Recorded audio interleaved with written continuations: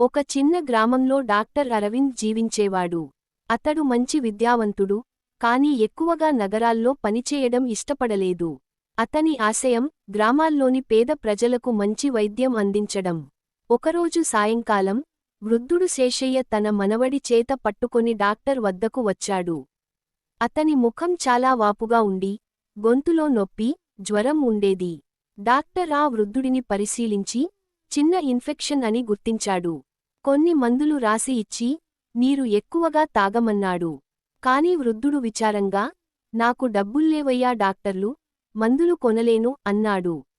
అప్పుడు డాక్టర్ అరవింద్ నవ్వుతూ, ఇక్కడ డబ్బు ముఖ్యం కాదు బాబూ, నీ ఆరోగ్యం ముఖ్యం, అంటూ తానే మందులు కొనిపెట్టి ఇచ్చాడు. శేషయ్య కళ్లలో ఆనంద భాష్పాలు కలిగాయి. ఆ తర్వాత వృద్ధుడు క్రమంగా కోలుకొని, ప్రతిరోజూ డాక్టర్ ఇంటి ముందు వచ్చి చెట్టు కింద కూర్చునేవాడు. అతను గ్రామంలో అందరికీ డాక్టర్ అరవింద్ మంచి మనిషి అని చెప్పేవాడు. రోజులు గడుస్తూ ఉండగా, ఆ గ్రామంలో అరవింద్ సేవల వల్ల చాలా మంది ఆరోగ్యంగా జీవించగలిగారు.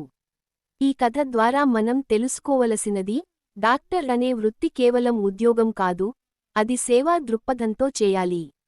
డబ్బు కంటే మానవతా విలువలు మిన్న. మంచి మనసున్న వైద్యుడు ఎన్నో ప్రాణాలు కాపాడగలడు. మోరల్: మనసున్న డాక్టర్ ఒక దేవుడిని పోలి ఉంటాడు. సేవాభావంతో చేయబడే ఉద్యోగం సమాజానికి వెలకట్టలేని సేవ.